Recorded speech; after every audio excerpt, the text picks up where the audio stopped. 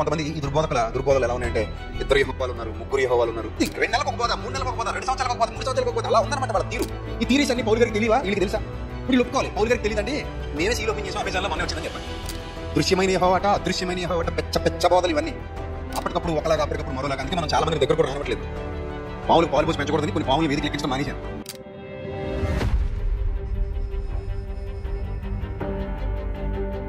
ఇప్పుడు కొంతమంది ఈ దుర్బోధలు ఎలా ఉన్నాయంటే, 2 యెహోవాలు ఉన్నారు, 3 యెహోవాలు ఉన్నారు. అసలు యెహోవా ఒక్కడా, 3, 2, 4 ఎంతమంది ఉన్నారని చెప్పింది బైబిల్? ఒక్కడేగా. మనం అదేనా చదువుకున్నాం? పోనీ అపోస్తలులు ఏమైనా ఇంకోటి ఏమైనా చెప్పారా? వాళ్ళకి తెలియని సీక్రెట్. ఇప్పుడు పాత నిబంధన వాడి వడపోసేసాడు గమలీల పాదాల దగ్గర, ధర్మశాస్త్రాన్ని అధ్యయనం చేసినాడు ఆయన స్కాలర్. అసలు బైబిల్లో ఎవరు? పౌలు గారు స్కాలర్ కదా. ఎంత చదివాడో అంత చదివేశాడు, ఎంత చదవాలంత చదివేశాడు, ఎంత డెప్త్కి వెళ్ళాలి అంత డెప్త్కి వెళ్ళిపోయాడు. ఇక పరిశుద్ధాత్మని సహాయం అంటారా, పుష్కలంగా ఉన్నవాడు. అలాంటి వాడికి తెలియని రహస్యాలు ఇక్కడ మనకి కాగితాలు ఏరుకునే వాళ్ళకి తెలిసిపోతున్నాయంటే మరి ఏమనాలని? అది మనం వినడానికి రెడీ అయిపోతున్నాం అంటే ఏమనాలి? 2 యెహోవాలు ఉన్నారు, 3 యెహోవాలు ఉన్నారు, 4 యెహోవాలు ఉన్నారు. ఎవరు చెప్పాడు మనకి? ఎక్కడుంది బైబిల్లో? లేదలాగా. సో అటు ఆ బోధన విధానం చూడండి, ఒక కలవరపరిచేటువంటి ఆ ఆలోచన విధానం. మన పునాది ఏంటి? ఎఫెసు పత్రిక, పౌలు గారి బోధ. ఇంక ఇందులో రహస్యాలు ఉన్నాయనుకోండి. కొత్త నిబంధనల రహస్యాలు ఏముంటాయి? పాత నిబంధనలు అలా ఉందరా అబ్బాయి, కొత్త నిబంధనలు ఎలా ఉందని అక్కడే చెప్పేయాలి. అక్కడ ఏం చెప్పకుండా ఏమంటాడు పౌలు గారు? ఏమంటాడు చూడండి. ఎఫెసు పత్రిక 4వ అధ్యాయము 4వ వచనం. మనం ఎన్నో మార్లు మనం కంఠాపాఠంగా వచ్చేసినటువంటి మాట ఏంటది? శరీరం ఒక్కటే, ఆత్మయు ఒక్కడే, ఆ ప్రకారమే మీ పిలుపు విషయమై ఒక్కటే నిరీక్షణ యందుండుటకు పిలువబడితిరి. ప్రభువు ఒక్కడే, విశ్వాసం ఒక్కటే, బాప్తిస్మం ఒక్కటే, అందరికీ తండ్రి అయిన దేవుడు ఒక్కడే. చూసారా? తండ్రి అయిన దేవుళ్ళు ఎంతమంది? ఒక్కడే. తండ్రి ఒక్కడే, కుమారుడు, పరిశుద్ధాత్ముడు ఒక్కడే, ఆత్మ ఒక్కడే, కుమారుడు ఒక్కడే, తండ్రి ఒక్కడే. ఈ తండ్రి, కుమారుడు, పరిశుద్ధాత్మ 3 కూడా ఏకమై ఉన్నారు. ఏ విషయాల్లో? అన్ని విషయాల్లో ఒక్కటిగా. ఈ విషయాన్ని మీరు అందరూ ఏకమై ఉన్నారు. నేను నా పక్కన ఒక 2 నిలబెట్టుకొని మేము 3 ఏకమై ఉన్నాము అంటే మీరు ఎలా అర్థం చేసుకోవాలి? చెప్పండి, ఎలా అర్థం చేసుకోవాలి? ఎస్, ఒకే మాట, ఒకే బాట. ఒకరు అవునంటే మరొకరు అవుననే అంటారు, ఒకరు కాదంటే మరొకరు కాదనే అంటారు. ఆయన స్టాండ్ ఈయన తీసుకుంటాడు, ఈయన స్టాండే ఆయన తీసుకుంటాడు. అది మనం అర్థం చేసుకోవాలి. కానీ తండ్రి ఎవరు అంటే తండ్రి అయిన దేవుడే. దేవత్వం విషయంలో ఏకత్వం, ప్రేమ విషయంలో ఏకత్వం ఉండొచ్చు, కరుణ విషయంలో ఏకత్వం ఉండొచ్చు, జాలి విషయంలో ఏకత్వం ఉండొచ్చు, కృప విషయంలో ఏకత్వం ఉండొచ్చు. అన్ని విషయాలలో ఏకత్వాన్ని అక్కడ అర్థం కావాల్సినటువంటిది సుప్రీం గాడ్. ఆయన సర్వశక్తి గల దేవుడు, తండ్రి.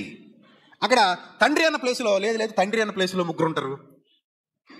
అక్కడ ఎలా ఉంది, ఇంకో చోట అలా ఉంది, ఇంకో చోట ఎలా ఉంది. ఇదంతా కన్ఫ్యూజ్ చేసి మ్యానిపులేట్ చేసేటువంటి ఒక విధమైన దుర్బోధ. ఇది మనం ఎప్పటి నుంచో వింటూ వస్తున్నాం. కానీ విచిత్రం ఏంటంటే మన చుట్టూ ఉన్న వాతావరణంలో మనం నమ్మి, అమ్మో వీడు సత్యమే చెప్తాడు, వాడు సత్యమే చెప్తాడని ఎవరినైతే మనం నమ్ముతామో వాళ్ళలోనికి కూడా ఇలాంటి భావజాలం చొరబడటం వల్ల కొందరు కన్ఫ్యూజ్ అయిపోయే ఛాన్సెస్ ఉన్నాయి. మరలా పునాది పాడైపోద్ది. మళ్ళీ వీళ్ళు ఏదో చంచల మనస్కులు అయిపోతారు. మళ్ళీ ఏదో ఇది కొత్త బోధ, ఇది 2 నెలలకు ఒక బోధ, 3 నెలలకు ఒక బోధ, 2 సంవత్సరాలకు ఒక బోధ, 3 సంవత్సరాలకు ఒక బోధ. అలా ఉందన్నమాట వాళ్ళ తీరు. అంటే గలిబిలి మనస్సాక్షి, సాతాను వలన పట్టబడిన వారే, ఈ సాతాను యొక్క ఆలోచన విధానం కలిగిన వారే గలిబిలి చేయడం ప్రజల్ని. ఇప్పుడు గ్రంథం చదువుతుంటే మనకి ఏమర్థమైంది? ఇప్పుడు పౌలు గారు ఉన్నారండి, ఒకళ్ళు చెప్పేటువంటి కొత్త థీరీస్ ఏవైతే ఉన్నాయో, ఈ థీరీస్ అన్ని పౌలు గారికి తెలియవా? వీళ్ళకి తెలుసా? ఇప్పుడు వీళ్ళు ఒప్పుకోవాలి, పౌలు గారికి తెలియదండి, మేమే సీల్ ఓపెన్ చేసాం, అమెజాన్లో మొన్న వచ్చిందని చెప్పాలి. మరి అంతే కదా. రీసెంట్గా ఆర్డర్ చేసామండి, కొత్త ఆర్డర్ మొన్ననే వచ్చింది, మొన్ననే ఓపెన్ చేసాం అంటే అప్పుడు it's okay, I will agree with you. But there is no chance. అక్కడ ఛాన్స్ లేదు, అసలు ఎప్పటికీ ఉండదు అని ఖచ్చితంగా ఎందుకు చెప్తున్నానంటే, గ్రంథం ఒకసారి ఫిక్స్ అన్న తర్వాత అది ఫిక్స్ అంతే. గ్రంథం ఒకసారి ముద్ర వేసేసిన తర్వాత అది అంతే. తండ్రి అయిన దేవుడు ఒక్కడే, కుమారుడు ఒక్కడే, ప్రభువు ఒక్కడే, ఆత్మ ఒక్కడే. అద్వితీయ సత్యదేవుడు అయిన నిన్నును నీవు పంపిన యేసుక్రీస్తును ఎరుగుటయే నిత్య జీవము. ఇది ఏదైతే గ్రంథం మనకి గట్టిగా బోధించిందో ఆ బోధలో అపోస్తలులు నిలిచి ఉన్నారు. ఎలా నిలిచి ఉన్నారంటే, చివరికి వెళ్ళిపోయిన తర్వాత రాశాడు కదా ప్రకటన గ్రంథం, చివరి పుస్తకం కదా. ప్రకటన గ్రంథం మొదట వచ్చిన చదువుదాం. పరిచయ వాక్యాలు ఎలా ఉంటాయి? పరిచయ వాక్యాలు ఎలా ఉన్నాయి చూడండి. యేసుక్రీస్తు తన దాసులకు కనపరుచుటకు దేవుడు ఆయనకు అనుగ్రహించిన ప్రత్యక్షత. ఆ దేవుడు ఆయనకు అనుగ్రహించిన ప్రత్యక్షత. ఇప్పుడు యెహోవా అన్న పదంలో 3 ఉన్నారు, 4 ఉన్నారు, ఈయన చెప్పడు. వాళ్ళకంత కర్మ ఏంది? దుర్బోధ చేయాల్సినంత కర్మ. గ్రంథంలో ఏది ఉందో వాళ్ళకి పరిశుద్ధాత్ముడు ఏదైతే బయలుపరిచాడో అదే చెప్పారు మనకి, అదే వాళ్ళు రాశారు, అదే మనకి ఇచ్చారు, అది మనం నమ్ముతున్నాం, చదువుతున్నాం. ఈరోజు ఇక్కడ ఉన్న బోధ ఏదైతే ఉందో, తండ్రి అయిన దేవుడు, కుమారుడైన క్రీస్తు, పరిశుద్ధాత్ముడు, వారి యొక్క దైవత్వము, ఆ దైవత్వంలో వారి యొక్క ఏకత్వము, ఇవన్నిటినీ కూడా మనం అర్థం చేసుకుంటున్నాం, గ్రహిస్తున్నాం, గమనిస్తున్నాం. అదే పునాది మీద మన పెద్దలు ఏదైతే మనకు బోధించారో అదే పునాది మీద మనం నడుస్తున్నాం. ఇప్పటివరకు మన పునాది ఎక్కడ బీటలు వారలేదు. కానీ చాలా మంది ఆ పునాదులకు బీటలు వేసే పరిస్థితులు పోతూ ఉండడం చాలా శోచనీయం, చాలా బాధాకరం, చాలా బాధాకరం. గమనించాలి ప్రియమైన దేవుని పిల్లలారా. మరొక వచనాన్ని మనం చూస్తే పేతురు గారు రాసిన మొదటి పత్రిక 1వ అధ్యాయం 3వ వచనం ఒకసారి చూద్దాం. 3వ వచనం పేతురు గారు రాసిన మొదటి పత్రిక 1వ అధ్యాయం 1వ వచనం 3వ వచనం. మనం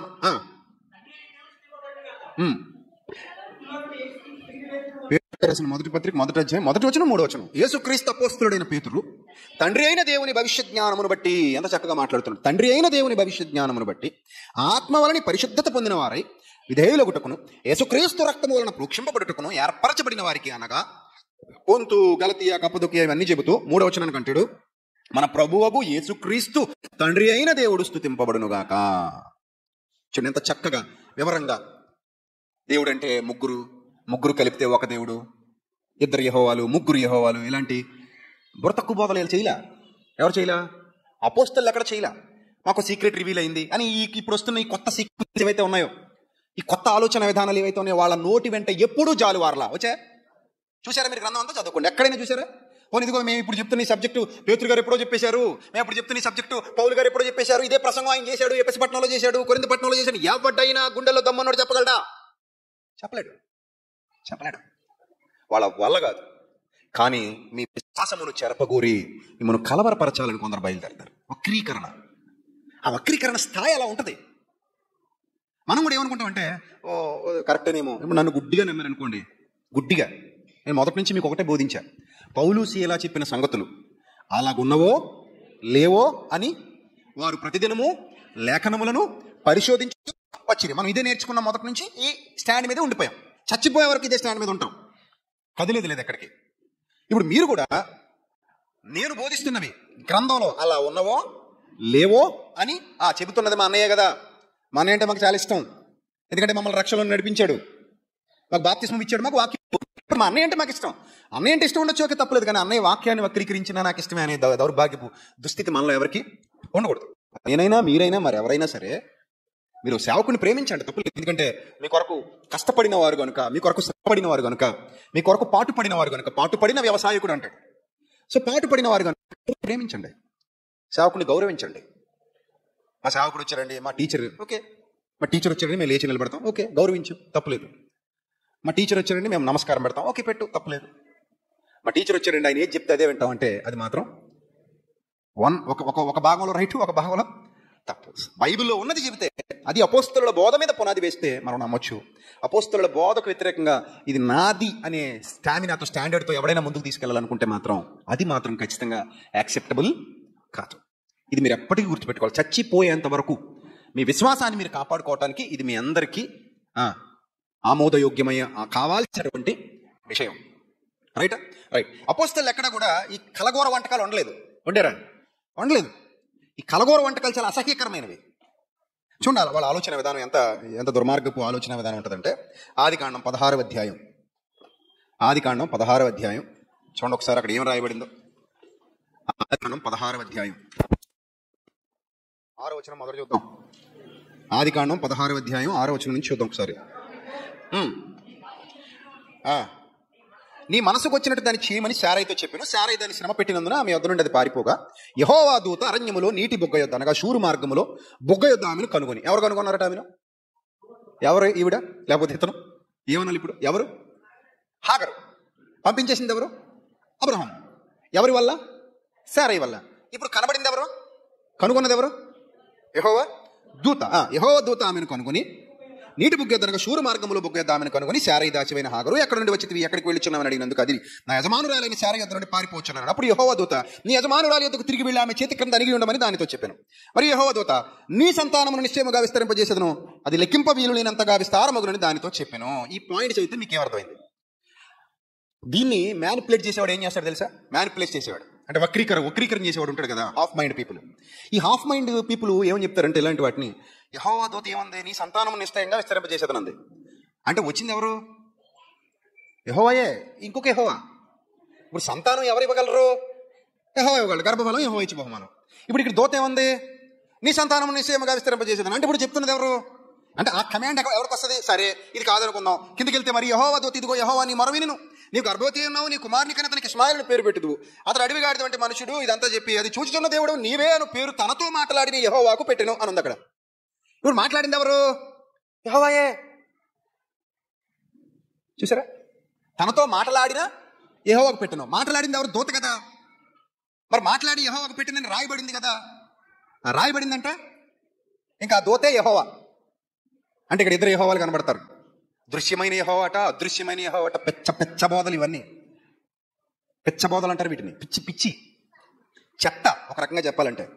ఈ చెత్త పోగేసుకోవడానికి ఇదేదో జ్ఞానంలాగా, అదేదో గొప్పదిలాగా మీరు ఆలోచించారు, లేదా ఎవడైనా ఆలోచిస్తున్నాడంటే వాడి నాశనానికి వాడే ఉత్తరవాది అని.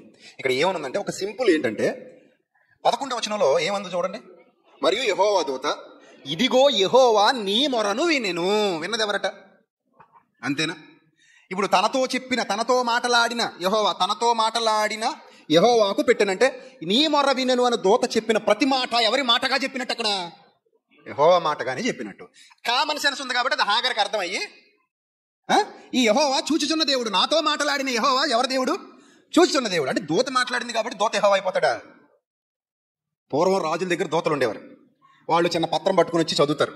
ఏమని చదువుతారు? రాజు ఏది రాశాడో అది చదువుతారు. అంటే ఆ చదివేటప్పుడు మనం వింటున్నప్పుడు మనకి ఎలా ఉంటుంది? అది రాజు చదివినట్టు ఉంటుంది. దూతను నేను ఇలా చదువుచున్నాను, ఈ మాట రాజుగారు అన్నారహో, ఆ మాట రాజుగారు అన్నారహో అని మాటకే చెప్పడు. రాజుగారు అన్నది మొత్తం చదివేస్తాడు. అర్థమవుతుందా? రాజుగారు అన్నది మొత్తం చదివేసేవాడు మనకి ఎలా ఉంటుందంటే ఏదో దూతే చెప్తున్నట్టు ఉంటుంది. జాగ్రత్తగా అర్థం చేసుకోవాలి. దీన్ని మ్యానిపులేషన్ అంటే ఇంత క్లియర్గా ఉంటే దీన్ని కూడా మ్యానిపులేట్ చేసేవాళ్ళు తయారయ్యారంటే ఆ ముందుకు వచ్చిన వాళ్ళకి బుద్ధి ఉండాలి. అలాంటి వాటిని యాక్సెప్ట్ చేసే వాళ్ళకి బుద్ధి ఉండాలి. ఎక్కడ బైబిల్ చెప్పలేదు అలా. బైబిల్ ఇద్దరు యెహోవాలు, కనబడిన యెహోవా, ఏ అపోస్తలుడని ఎప్పుడైనా మనతో చెప్పాడా? మనతో అపోస్తలుడు చెప్పని బోధ ఎవడో పనికిమాలినోడు చెప్తే మనం ఎందుకు వినాలి? ఎవడో దిక్కుమాలినోడు చెప్తే మనం ఎందుకు వినాలి? ఇది కామన్ సెన్స్. చాలా మందికి సెన్స్ లేదు. గుర్తుపెట్టుకోండి, మంచి పెరుగు అనుకుంటాం. ఆ మంచి పెరుగు 2 రోజులకి ఏమైపోద్ది?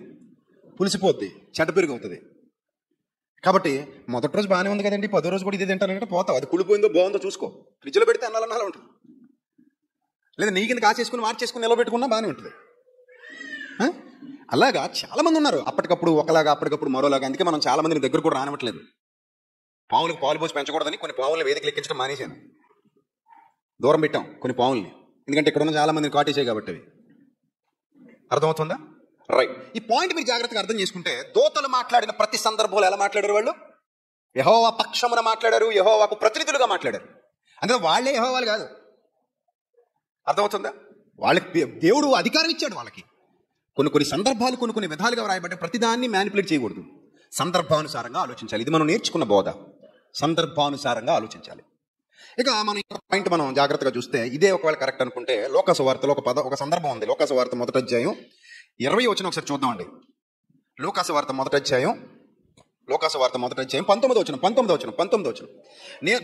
నేను దేవుని సముఖమందు నిలిచి గబ్రియేలును. పేరు రివీల్ అయిపోయింది. ఇక్కడ పేరు ఏమైపోయింది? రివీల్ అయిపోయింది. అక్కడ హాగర్ సందర్భంలో జరిగింది ఎలాంటి ఇన్సిడెంటే, ఇక్కడ జరుగుతున్నది అలాంటి ఇన్సిడెంటే. దూత వచ్చి దేవుని మాటల్ని దేవుని ప్రతినిధిగా చెప్పడం, అంతే. అక్కడ ఇంకా అంతకంటే మించింది ఏం లేదు. సరే చూద్దాం పాయింట్ ఏమనుంది ఇక్కడ. దూత, నేను దేవుని సముఖమందు నిలిచి గబ్రియేలును, నీతో మాట్లాడుటకు ఈ సువర్తమానం నీకు తెలుపుటకు పంపబడి తిని. ఎవరితో? దేవునితో, యెహోవా వలన పంపబడిన దూత. పంపబడి తిని. మరియు నా మాటలు వాటి కాలమందు నెరవేరని. ఎవరు మాటలట? నా మాటలేటి? ఎవరు మాటలవి? మరి నా మాటలేటి? అంతేనా? నా మాటలా దేవుని మాటలా కదా? ఇప్పుడు మీరు వింటున్నది ఎవరి వాక్యం? మరి చివరిలో నేను ఏమంటాను? నా మాటలు ముగిస్తున్నానంటానేటి? దేవుడు అట్టి ధన్యత మీ అందరికీ అనుగ్రహించాలని కోరుతూ మనస్ఫూర్తిగా నా మాటలు ముగిస్తున్నాను. అవును, మీరు ఏమనాలి? ఎవరి మాటలు? దేవుని మాటలు కదా. మరి నువ్వు లాస్ట్లో నా మాటలు అన్నావేంటి? ఎప్పుడైనా డౌట్ వచ్చిందా మీకు? అన్నయ్య ఏంటి లాస్ట్లో ఇలా అంటాడు, నా మాటలు ముగిస్తానంటాడు ఏంటని ఎప్పుడైనా డౌట్ వచ్చింది? నా ప్రతి ప్రసంగంలో లాస్ట్లో అలా ఉంటుంది. మీరు అలా వర్ధిల్లాలని కోరుతూ ఎంతటితో నా మాటలు ముగిస్తున్నాను. నీ మాటలేంటి? ఇంతవరకు దేవుడి మాటలని చెప్పావు కదా, నా మాటలు అన్నావేంటి? ఇప్పుడు దూతను కూడా మనం అలాగే ప్రశ్నించాలి. నువ్వు నా మాటలు అంటావేంటి? నువ్వు అది దేవుని మాటలు కాదా? కాదన్నమాట. ఇది కొత్త మర్మం. అంతేనా? ఇప్పుడు అవి ఎవరి మాటలు కాదు, దేవుని మాటలు కాదా? ఏ మాటలు? నేను మరియు నా మాటలు వాటి కాలమందు నెరవేరును, నీవు వాటిని నమ్మలేదు గనుక. అంటే నీవు నా మాటలు నమ్మలేదు గనుక, అంటే నా మాట నమ్మకపోతే నువ్వు ఎవరు నమ్మలేనట్టు అద్దన్నమాట. ఎందుకు? దేవుని ప్రతినిధి అక్కడ దూత అంతే తప్ప దేవుడు కాదు. అరణ్యంలో మోషేతో మాట్లాడింది ఎవరట? దేవుడే మాట్లాడని చదువుకుంటే మన పాత నిబంధనలో ముఖాముఖిగా మాట్లాడుతున్నాడు, ముఖాముఖిగా చూస్తున్నాడు. పాత నిబంధనకు వచ్చాక అపోస్తుల కార్యాలు 7వ అధ్యాయంలో రివీల్ అయిపోయింది కదా. చాలాసార్లు మనం చెప్పుకున్నాం ఈ సందర్భంలో. అపోస్తుల కార్యాలు 7వ అధ్యాయం 35వ వచనం. మోషే ముఖాముఖిగా దేవుడితో మాట్లాడుచుండెను అన్న సందర్భాన్ని బట్టి అపార్థం చేసుకోకుండా, ఇదిగో మరుగైన సంగతులు మీకు తెలియజెప్పేదను అన్నట్టు కొత్త నిబంధనలో 7:35 ఏమని చూడండి. తీర్పరిగాను నిన్ను నియమించిన వాడెవడని, ఈ మోషేకు అతనికి పొదలో కనబడిన దేవదూత ద్వారా దేవుడు అధికారిగాను విమోచకునిగాను నియమించి పంపెను. దేవదూత ద్వారా దేవుడు పంపించాడు. అంటే ఇప్పుడు దేవదూత దేవుని యొక్క ప్రతినిధి. ఆ ప్రతినిధికి దేవుడు అధికారం ఇస్తాడు. ఆయన అధికారంతో ఆయన నామంలోనే మాట్లాడతాడు దేవదూత. ఇప్పుడు మనం కూడా ఎవరి నామంలో? యేసుక్రీస్తు నామంలో మాట్లాడుతున్నాం. ఎక్కడిది మనకు అధికారం? యేసుక్రీస్తు నామంలో ప్రార్థిస్తున్నాం. ఎక్కడిది మనకు అధికారం? ఆయన నామాన్ని ఉచ్చరించి, ఆయన నామాన్ని పెట్టుకుని, నా నామము పెట్టబడిన నా జనులు అన్నట్టుగా, ఆయన నా పేరు పెట్టబడిన నా జనులు. ఎక్కడిది మనం ఆయన నామాన్ని అలా భరిస్తున్నాం అంటే దేవుడు ఇవ్వాలి అధికారాన్ని. ఎందుకంటే దూతకు కూడా దేవుడు అధికారాన్ని ఇవ్వబట్టే ఆయన నామము ఆ దూతకుంది కాబట్టి, ఆయన అధికారం ఆ దూతకుంది కాబట్టి దూత నా మాటలనే అంటాడు. ఎందుకంటే ఖచ్చితంగా దేవుడు మాటలే చెప్తున్నాడు కాబట్టి.